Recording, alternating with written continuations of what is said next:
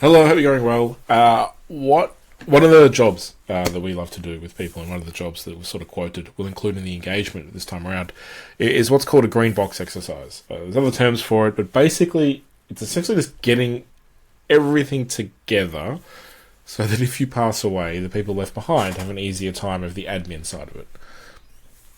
Because of that, it's obviously a pretty grim topic. It's a little bit morbid, it's a little bit over the top, and I know it makes quite a few people uncomfortable. So I'll put together this exercise to try to make it easier. This is something that we're increasingly focusing on as a practice. My practice has kind of three main areas that we help people with. There's divorce and separation, there's retirement, but there's also bereavement. So an increasing number of the people I work with are widows that are going through this.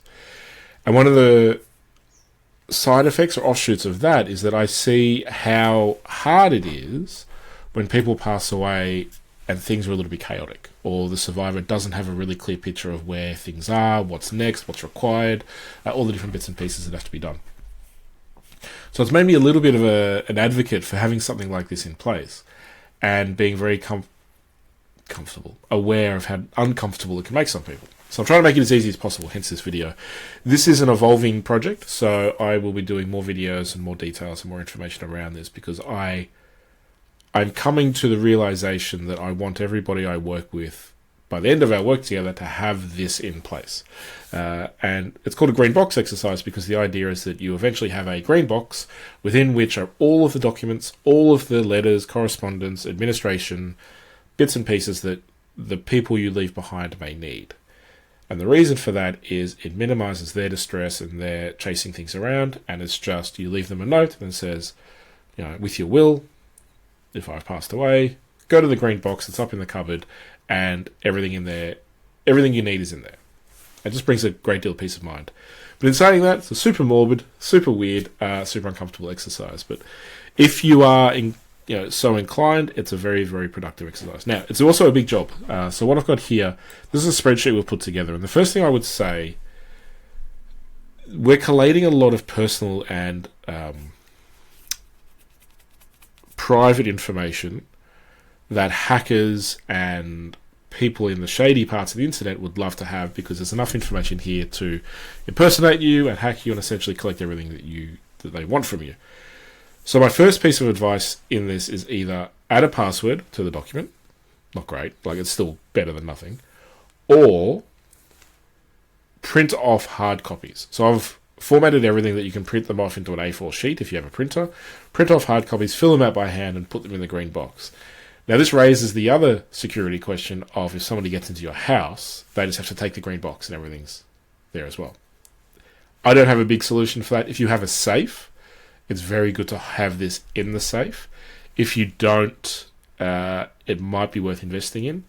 We're talking about a very remote likelihood here. We're talking also about, what if there's a fire, things like that. This is a very critical box, and it's very useful, and it's very handy for the people you leave behind, but it does create a bit of vulnerability. In saying that, all these documents are going to be spread around your house at some stage. We're just putting them in the one place. So that's the first thing, just security. Be very conscious of it. I would not fill out this spreadsheet and save it on my PC. I would be printing off hard copies and filling it out by hand, or going in here, typing it all out, printing it, and then deleting everything that's in there.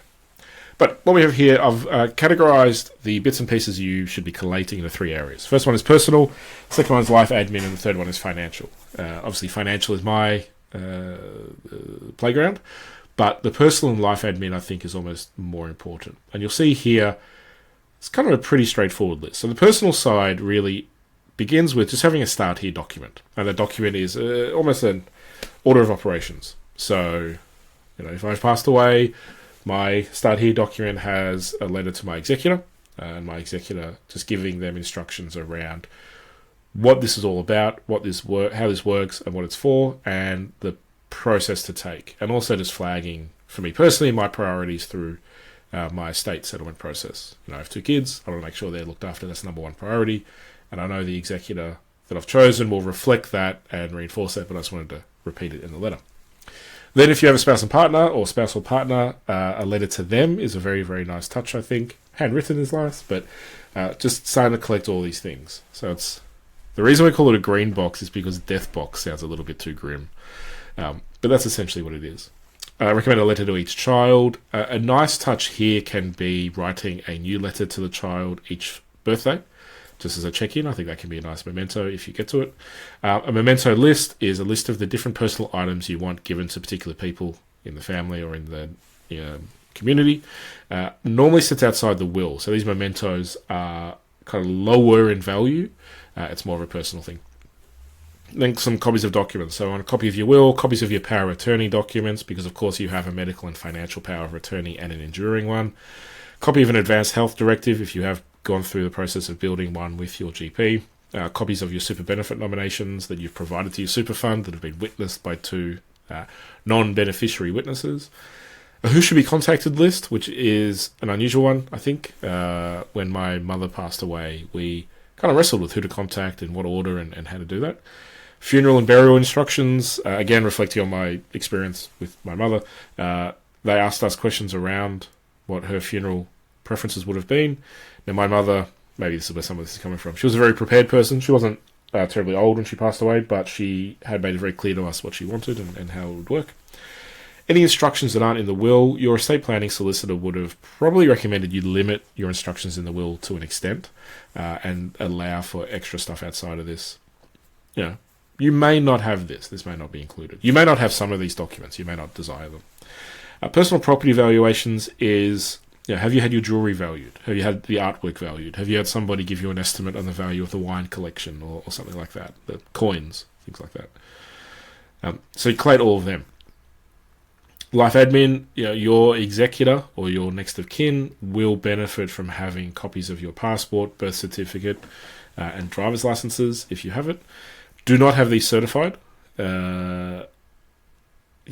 Certified ID is a vulnerability. I think it's probably a bridge too far. Prepare a list of advisors, a list of your passwords. So this is a tough one, and we'll come to that in a moment. Government ID, so that's your ID numbers, TFN, CRN, bits and pieces like that. And also just the plan for the bills and utilities. Now you'll see that I've color-coded this as well. Personal, green, life admin, blue, financial, is that pink? I'm not sure.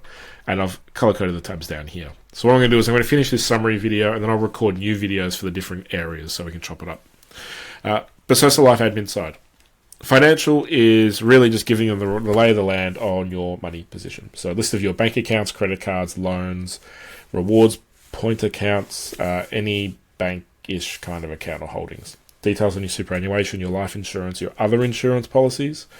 So if you're in a family where one person is managing the money, this is imperative because the survivor, if the survivor is the person who hasn't managed the money, they will be completely lost. And this list of insurance policies is a really good way to summarize that.